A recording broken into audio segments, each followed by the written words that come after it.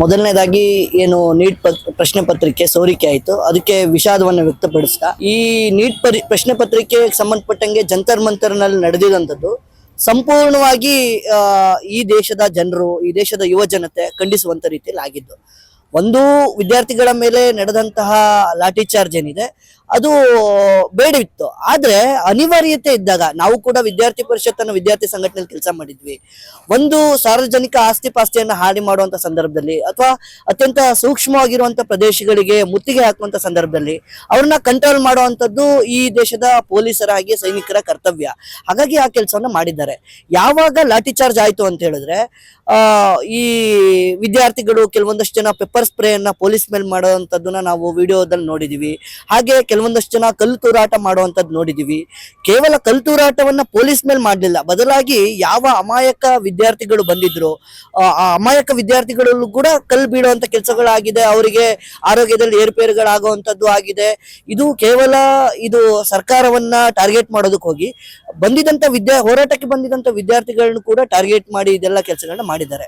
ಹೋರಾಟ ಒಂದು ಆರೋಪ ಏನಂತ ಹೇಳಿದ್ರೆ, ಇಲ್ಲಿವರೆಗೆ ತಂದ್ಕೊಂಡಿದ್ದೆ ನೀವು 21 ದಿನಗಳ ಕಾಲ ಉಪವಾಸ ಮಾಡಿ ಹೋರಾಟ ಮಾಡ್ತಿದ್ದಂತಹ ಸಮಯದಲ್ಲಿ ಸರ್ಕಾರದ ಪರವಾಗಿ ಅದು ಶಿಕ್ಷಣ ಸಚಿವರಾಗಿರ್ಬೋದು ಅಥವಾ ಸರ್ಕಾರದ ಪ್ರತಿನಿಧಿಯಾಗಿ ಯಾರಾದ್ರೂ ಒಬ್ರು ಬಂದು ಮಾತಾಡಿದ್ರೆ ಇಷ್ಟು ಉದ್ರೇಕ ಸ್ಥಿತಿಗೆ ಹೋಗ್ತಾ ಇರ್ಲಿಲ್ಲ ಅನ್ನುವಂಥದ್ದು ಅವರ ಅಭಿಪ್ರಾಯ. ಖಂಡಿತವಾಗ್ಲು ಈ ಎಲ್ಲ ಯಾವ ಕೆಲಸ ಮಾಡ್ತಾ ಇದೀವಿ ಅಂತ ಹೇಳಿದ್ರೆ ಇಂಥದ್ದು ಮಾಡ್ತಾ ಇದೀವಿ ಅಂತ ಹೇಳಿ ಹೇಳ್ಕೊಳ್ಬೇಕು ಅನ್ನೋ ಅವಶ್ಯಕತೆನೂ ಇಲ್ಲ.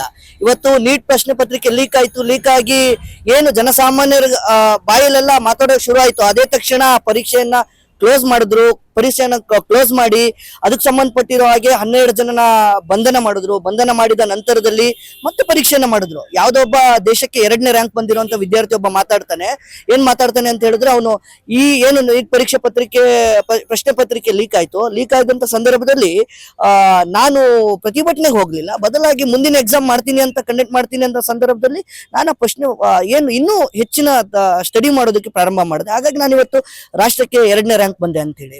ವಿದ್ಯಾರ್ಥಿಗಳು ನಿಜವಾಗ್ಲೂ ಹೋರಾಟ ಯಾವ್ದಕ್ ಮಾಡಬೇಕು, ಹೋರಾಟವನ್ನ ಯಾವ ರೀತಿ ಮಾಡಬೇಕು, ನಾವೊಂದು ಹಿಂದೆ ವಿದ್ಯಾರ್ಥಿ ಪರಿಷತ್ ಪ್ರತಿಭಟನೆ ಮಾಡುವಾಗ ಬ್ಯಾನರ್ ಮುಂದೆ ಇಟ್ಕೊಂಡಿದೀವಿ. ಹಿಂದೆ ವಿದ್ಯಾರ್ಥಿಗಳಿಗೆ ವಿಷಯ ಏನಕ್ಕೋಸ್ಕರ ಪ್ರತಿಭಟನೆ ಮಾಡ್ತಿದ್ದಾರೆ, ಈ ಪ್ರತಿಭಟನೆಯಲ್ಲಿ ಯಾರೆಲ್ಲ ಸೇರ್ಕೊಂಡಿದ್ದಾರೆ ಅಂತ ಹೇಳಿ ಯೋಚನೆ ಮಾಡದೆ ಪ್ರತಿಭಟನೆಗೆ ಹೋದ್ರೆ ಆ ಪ್ರತಿಭಟನೆ ಯಾವ್ದೇ ಕಾರಣಕ್ಕೂ ಸಕ್ಸಸ್ ಆಗಲ್ಲ.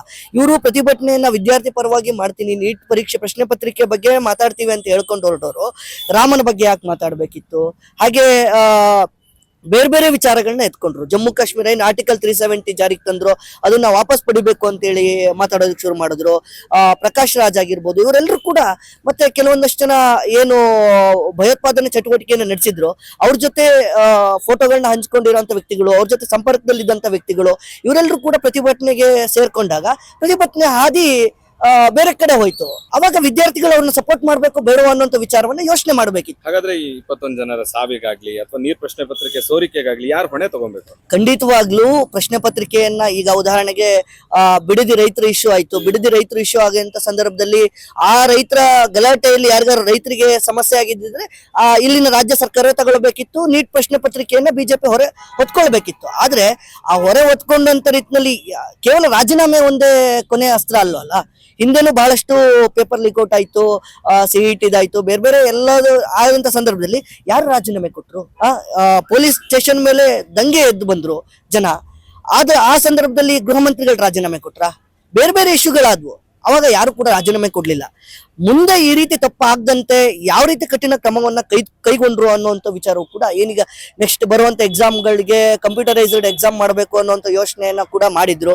ಈಗಿರುವಂತ ಸಂದರ್ಭದಲ್ಲಿ ಅದಕ್ಕೆ ಸಂಬಂಧಪಟ್ಟಿರೋ ಹಾಗೆ ಮುಂದೆ ಈ ರೀತಿ ಆಗದಿಲ್ದಿರೋ ಹಾಗೆ ಪರಿಹಾರ ಕಂಡುಕೊಂಡ್ರೆ ಅದೇ ನಿಜವಾದ ವಿದ್ಯಾರ್ಥಿಗಳಿಗೆ ಸಿಕ್ಕಿದಂತ ಜಯ ಅಂತ ನಾನು ಹೇಳ್ತೀನಿ.